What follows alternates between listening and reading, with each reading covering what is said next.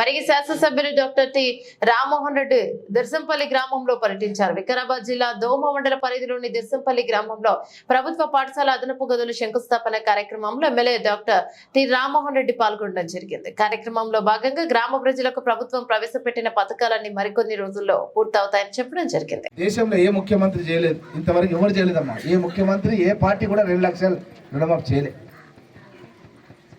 Opposition ఇట్లా మాట్లాడితే ఏం చేయాలని దేవుళ్ళు ఎంతమంది దేవున్నారు.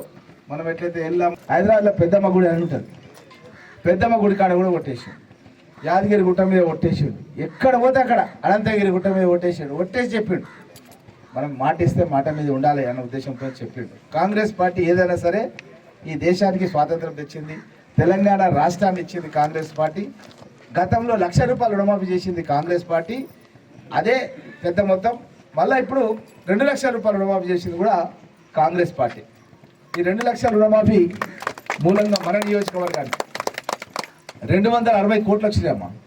260 కోట్లు వచ్చినాయి.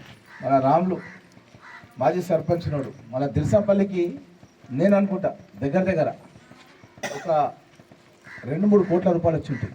దిర్సంపల్లికి 2-3 కోట్ల రూపాయలు వచ్చినాయి.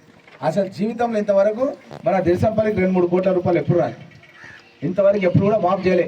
మన రైతులకు 2-3 కోట్ల రూపాయలు ఎప్పుడు రాలి. అది కూడా ఇప్పిస్తారు. అలా కాగితాలు నాకు ఇచ్చేసి ఆ ఇప్పించే జిమ్మేదారు నేను తీసుకుంటాను. ఏమంటారమ్మా, ఎవరున్నా సరే ఇక్కడ అందరు నాయకులకు చెప్తున్నా, ఇది ఎవరన్నా సరే ఇంకా మిగిలిపోయిన వాళ్ళు ఉన్నారంటే ఎక్కడ ప్రాబ్లం అవుతుందంటే అది బ్యాంక్ అధికారులతో ప్రాబ్లం వస్తుంది. వాళ్ళది కూడా తప్పులేదు.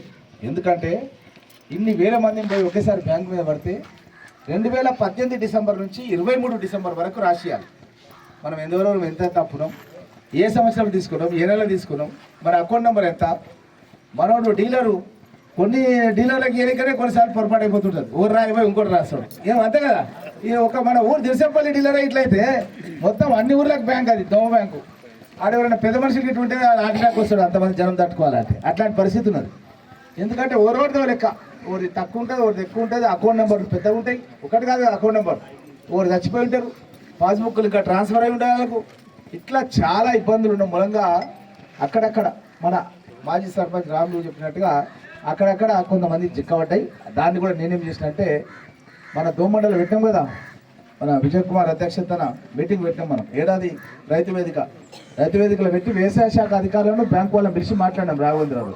అట్లా అన్ని మండలాలు పూర్తి చేసిన. నిన్న లాస్ట్ పరిగి మన మొత్తం రాష్ట్రంలో వ్యవసాయ శాఖ అధికారులను, బ్యాంకు మేనేజర్లను ఒక దగ్గర కూర్చోబెట్టి, మీలాంటి నాయకులను, రైతులను ఒక దగ్గర కూర్చోబెట్టి ఎవరికి రాలే, ఎవరికి వచ్చింది, రానోళ్ళ సమస్యలు ఏమున్నాయి, ఎందుకు వస్తలేదు.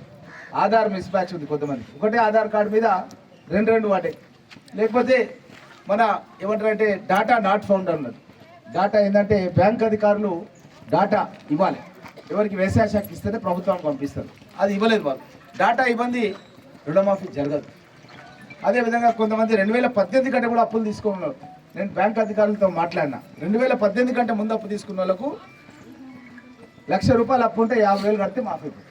ఇది ఇక్కడ ఉన్నోళ్ళు ఎన్నోళ్ళు అందరి కూడా ఊళ్ళలో పోవాలి, కట్టిపియాలి. వాళ్ళతో కూడా 1,50,000 2 లక్షలు ఉంటే 1 లక్ష కట్టిస్తే వన్ టైం సెటిల్మెంట్ కింద వాళ్ళ కూడా మాఫీ అయిపోతుంది. మాఫీ అయిపోతే ఏమైతే మళ్ళీ మనం అప్పు చేయొచ్చు వాళ్ళకి. ఈ విధంగా ప్రజలకు అన్ని విషయాలు కూడా క్లారిటీగా తెలియజేస్తూ మిగతా వాళ్ళకు కూడా 2 లక్షల కంటే అప్పున్న వాళ్ళు కూడా ఉన్నారు కొంతమంది రైతులు, పెద్ద రైతులు. వాళ్ళ గురించి కూడా మనం డేట్ ఇవ్వబోతున్నాం. ఏ డేట్ రోజు